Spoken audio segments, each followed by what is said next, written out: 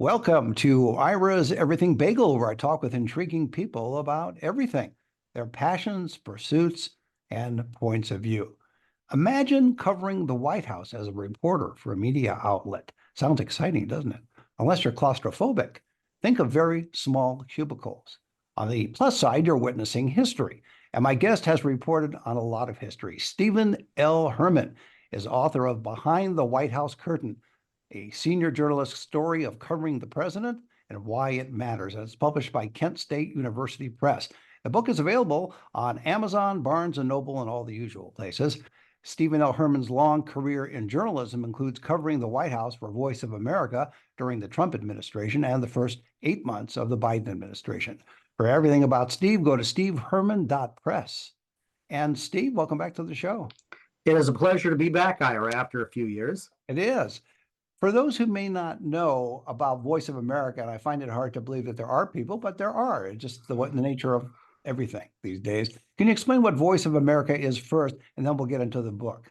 Sure. It's no surprise that many Americans would not know the Voice of America because it is an external broadcasting service. We broadcast radio, television, on the web, social media from the United States to other countries. We have 48 language services, including English and learning English. And we specifically focus on countries that don't have a free press or are not well developed with a free press. And it is 100% part of the US government. But there is a firewall between the folks, reporters at my level, and the bosses in any particular administration. It just seems unusual, and I want to get into the book, but that you are technically working for the government, but at the same time, you're covering part of the government, in this case, the White House. So that seems, it's almost an official body as covering an official body. Well, we are under an independent agency, and as I said, the people in any particular administration, the State Department or wherever, cannot pressure us to do stories favorable to the president or against a political candidate. We take that very, very seriously. Now, you started this book when? About 2 years ago? Well, I wrote elements of it over a number of years. Some of the chapters, for example, dealing with Fukushima disaster in Japan and the whole UFO thing in Roswell, New Mexico. I had drafts of those chapters some years ago and wasn't sure what I was going to do with them.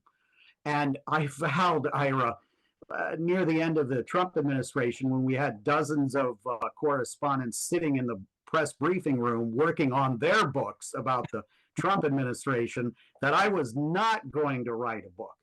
But a lot of people just said to me, "Oh, you should write a book." And what I realized, there wasn't really a book that explains the mechanics of what it's like to cover a White House and the historical relationship between the press and the presidents. Goes all the way back to George Washington's second term, where he was mad at the press and the press was calling him a traitor and feeble and all that sort of stuff. So a lot of the things that we're experiencing now are nothing new. And I wanted to demonstrate that in the book.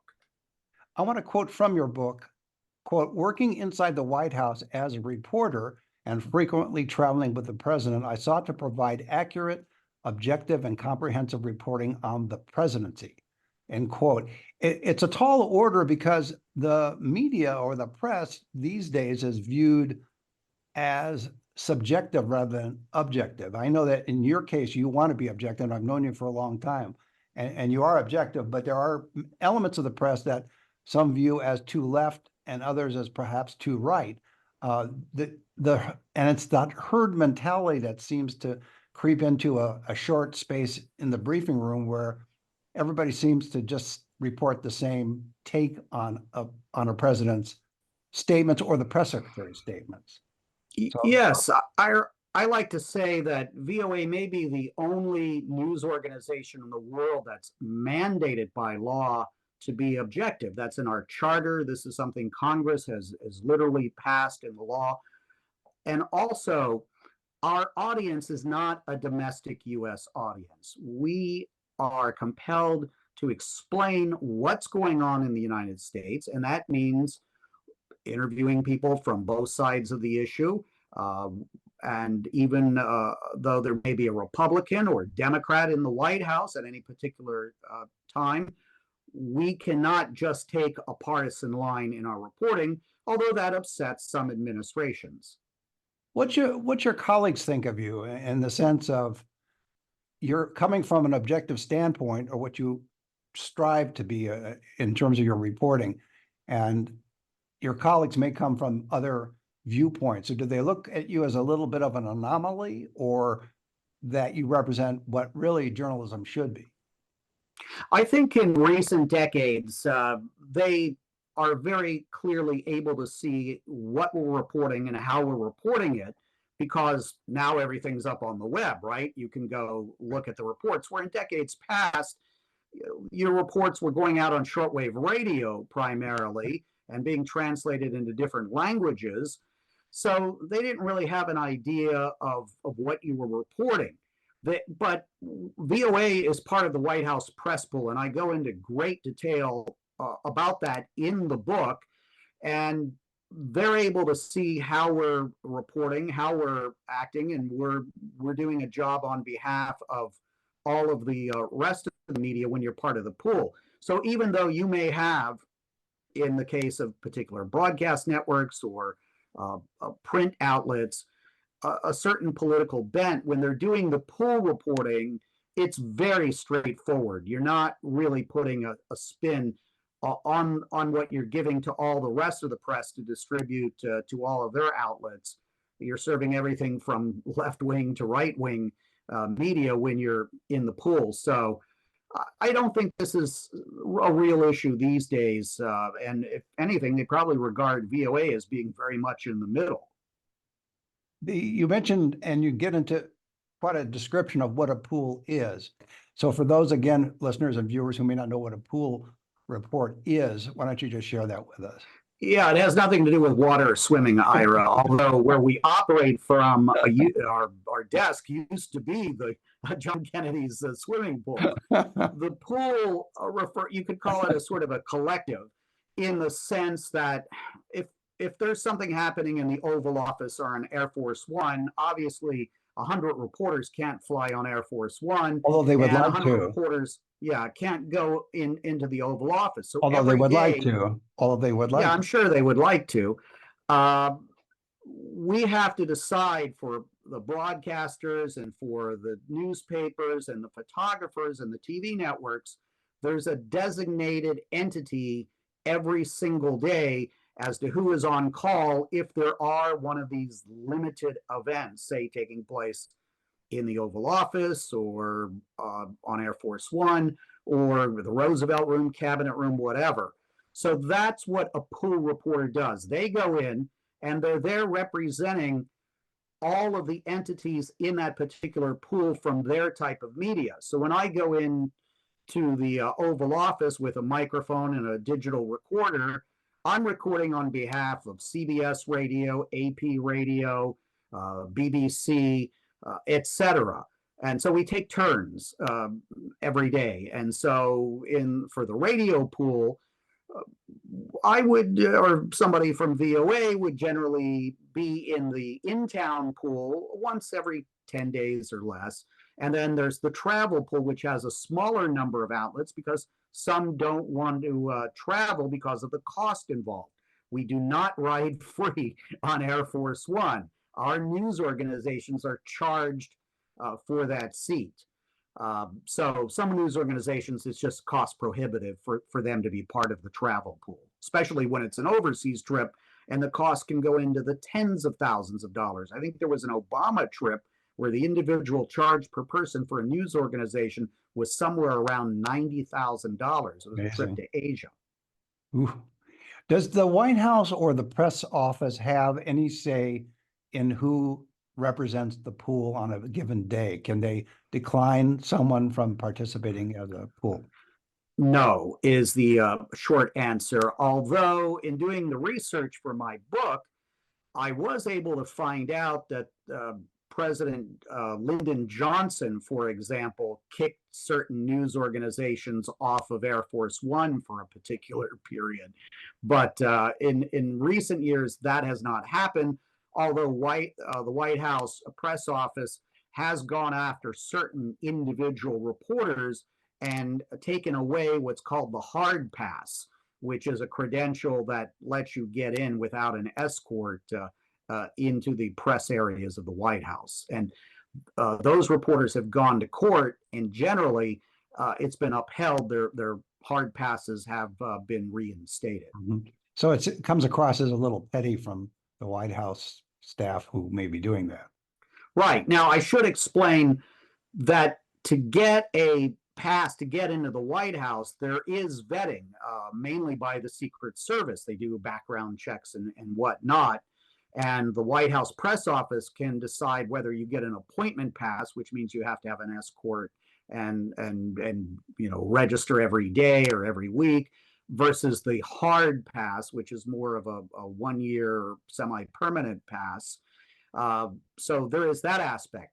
But then if you notice in the press briefing room, there's 49 seats. So obviously there are hundreds and hundreds of news organizations that are credentialed for the White House, but there's only seats for, actually it's less than 49 organizations, because some of them are shared seats. That doesn't mean they sit in the same seat at the same time. They take turns on certain days. That is not controlled by the White House press office. Who sits in those seats is up to the White House Correspondents Association, and they determine who's going to be in the first row and who's going to be in the back row. And obviously the top TV networks and the wire services, AP and Reuters, would be in the front row. And if your organization is showing up every day for months or years covering the White House, then you're more apt to be assigned one of those seats. Does the White House Correspondents Association go to bat for any of its members if there's a perceived slight by not recognizing the reporter for questions or some other situation? They will, in general, if there's a particular issue, try to resolve it behind the scenes. But on occasion, the White House Correspondents Association will issue a public statement. It deals with more general access for the pool and things like that. But there have been issues, and sometimes they have to admonish some of the reporters who may be in the press briefing room not to yell out questions and let other people talk if they're called upon. Usually these are those who are not members of the Correspondents Association. I like to say, Ira, it's easier to get a press pass for the White House than perhaps the Boulder City Fire Department, because they generally lean on a side of inclusiveness. But that has attracted over the decades, and I go into some of this in the book, what we would call gadfly reporters. And there's always been a colorful cast of these sort of fringe journalists, if you even want to call some of them that, who have gotten access to the White House briefing room and stand on the side, raise their hand, and once in a while do get called on. So there's some of that in the book as well. And I should tell our listeners and viewers that the reference to Boulder City is because Steve spent a lot of time in Nevada. He's very well known in Nevada and Las Vegas in particular. And I've enjoyed reading in your book about, I may be one of those few people that understand some of that stuff, but you're talking about how you're hooking up the XLR to the digital recorder and what's required with the shotgun mic and all that stuff, which I think a lot of people would get a kick out of. They don't know how the mundane technology works when you're covering the White House. Right, and that's also something that most people don't know, is you can be, as a poll reporter, sitting around for hours or the entire day with nothing happening. And that gives you time, of course, to work on your own stories. And then all of a sudden you get a call over the loudspeakers for the pool to assemble, and you don't know what's going to happen. And then 5 minutes later, you're in the Oval Office and the president is making some major announcement. So you have to be ready at all times. You're in a standby mode, and then something can happen very, very quickly. It is a both a boring job sometimes and a very tough and thrilling job. Well, the analogy again is the fire department, maybe the one in Boulder City, where you sit around Right. until all of a sudden there's a fire, and then everybody's. Well, we don't slide down poles in the White House, though, but we do have to come up from the basement sometimes. Yeah. The you write in the book about your early years, and I got a kick out of it too because I was in a similar situation. That's probably why I laughed at it or enjoyed it. But when you're locally based in a city and you can feed reports to networks, and Las Vegas is a wonderful place for this because there's so many things that go on here and of national interest. And you become not only working, if you work at a local radio station, you might get paid a pittance, but you also supplement that income with audio reports to various networks. And do you still, now I have to fast forward all these decades later, the seasoned, mature reporter, Stephen L. Herman, do you still get a kick out of doing reports? Well, I do them exclusively, the voice reports or TV reports for the Voice of America because I'm a staffer for VOA. Right, but you get a kick out of it though. Oh, absolutely. And radio is my first love, Ira. I still like doing radio more than television. But what you're referring to, what we called stringing for the networks, Las Vegas, 1970s, 1980s, early 1980s, when I was starting out doing this, there was always something happening in town, and the networks loved the exotica of Las Vegas. Because they thought, of course, it's Sin City with the gambling and there's all sorts of wild things happening there. So we would circulate the reports or tape of an event, and it was actually under a guy named Bill Buckmaster at KORK Radio that I learned all about it. He's been in the Tucson market for many decades now, and we called that dialing for dollars. And in those days, to go down memory lane here, you would use the phone line and you would send that audio through the phone line. And then yes, but there was a way to get slightly better audio quality. You would unscrew the mouthpiece of your phone. Well, now you're going way back in time. Yes. Use alligator clips and then talk through feed tape through a tape recorder. Exactly. So yeah, because that was generally how 99% of the better quality audio reports were doing. There were other tricks too. Yeah, pre-digital age. So, well, one of the things you talk about in your book, and there's a lot of material in the book, but one of the things you talk about, which is important, and I wanted to bring it up, is from your point of view and from the Voice of America's point of view, it's accuracy over speed. Absolutely. We are very, very careful to make sure that what we're reporting is accurate. Now, no news organization, including the VOA, is perfect. That has 100% record, and if we get something wrong, we will certainly correct it as quickly as possible. But what we want to make sure, and this has been the tradition for decades, if somebody in China or Zimbabwe is hearing a report on the Voice of America as opposed to something else they may be hearing from their own domestic media or picking up on the internet these days, they can be assured if it's on VOA, it's accurate. And so sometimes we're not the first to report it, but we're going to report it accurately. I like what you said about if you find a problem or error, you correct it. Do you think that most TV networks and radio networks should have as newspapers tend to do, have a correction column where they could admit that there was a problem or retract something? I think these days, the only sort of on-air corrections you would hear is if somebody went to court and sued, or there was a settlement which said you must retract or correct the story on the air. It's generally not done because they don't want to, or that everything is so fluid in TV and radio and it sort of goes by.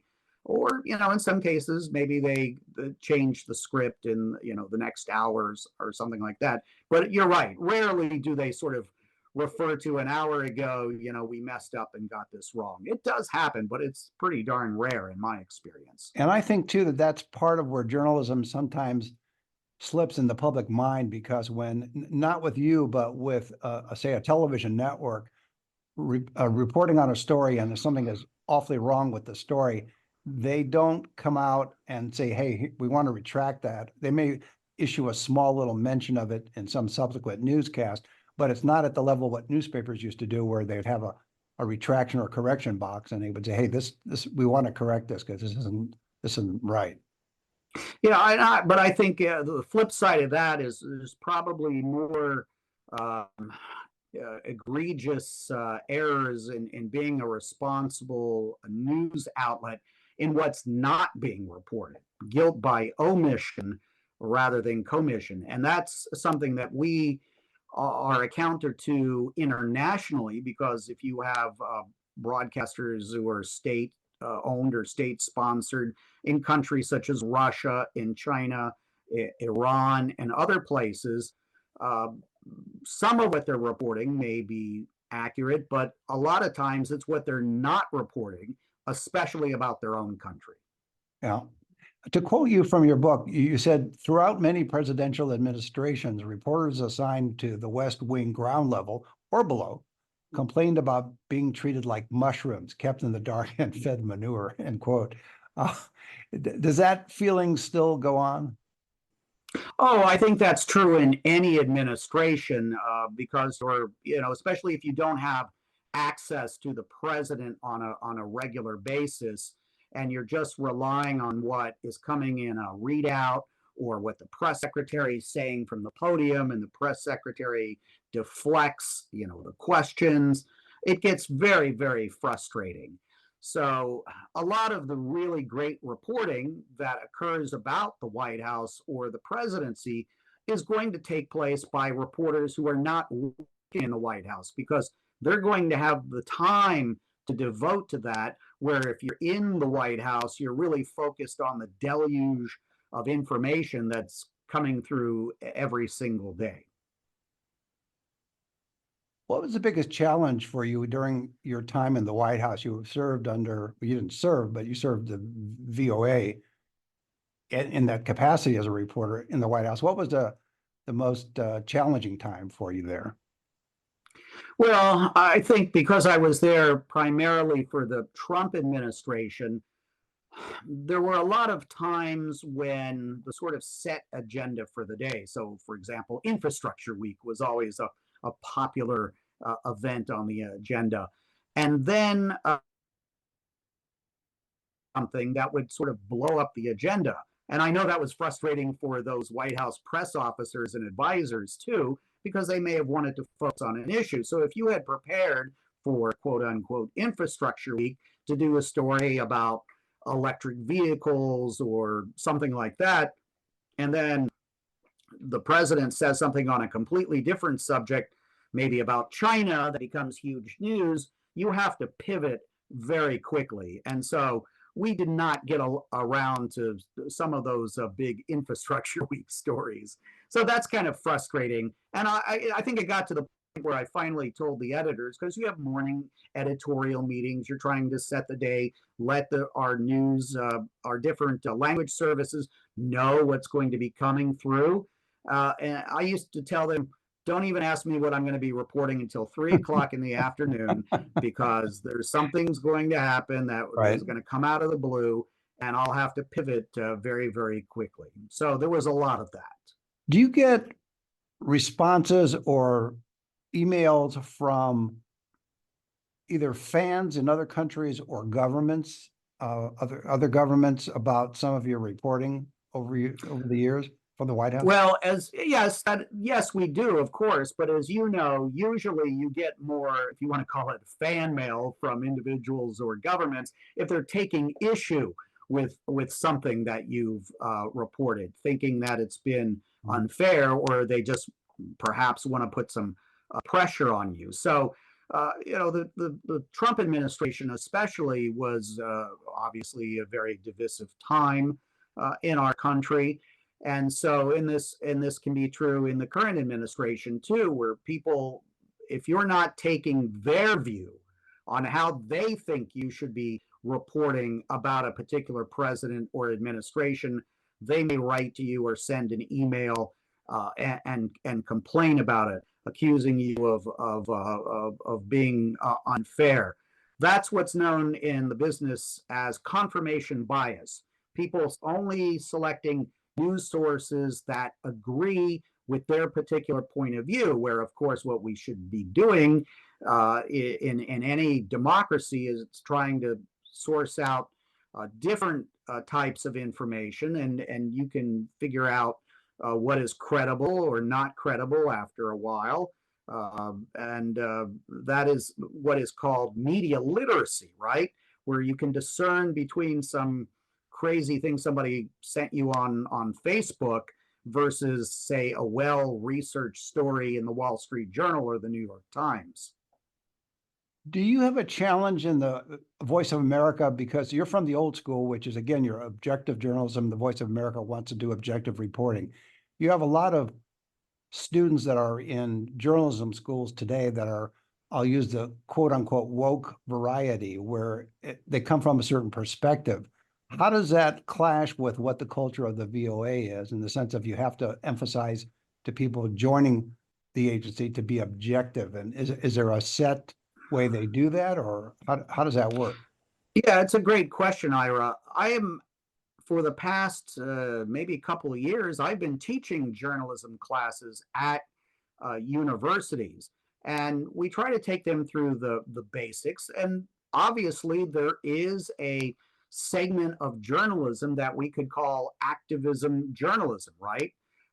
If you're going to work for a particular NGO or a political campaign, they may have people that are doing a job very similar to what we do as a journalist, but they're trying to get through a particular point of view. So what I tell people in journalism schools is, look, we're going to tell you what it should be like in mainstream journalism, what it's been like traditionally.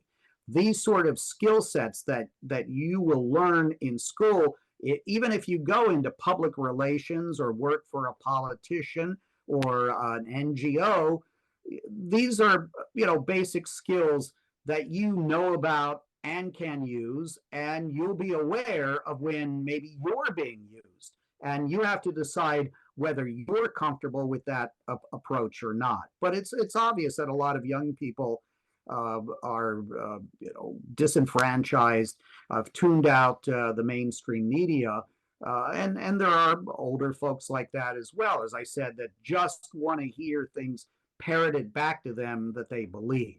So it's not just young people. Yeah, the silo effect. But has the agency thought about that in terms of how they can sit down with new entries into the organization to let them know you want to practice objective journalism because of the mission of the agency? Well, I would say that those journalists coming into the Voice of America are usually not beginners. They've worked somewhere else. And so, for example, our Swahili service or our Korean service, they're coming in with some sort of journalistic experience. And they will go through a series of mandatory classes that we have that cover objectivity, that cover bias, all sorts of things that any good journalist should know. Before I let you go, what's the most surprising thing you discovered when you wrote this book? Well, that I could write a book, I guess, or a book of, of this length.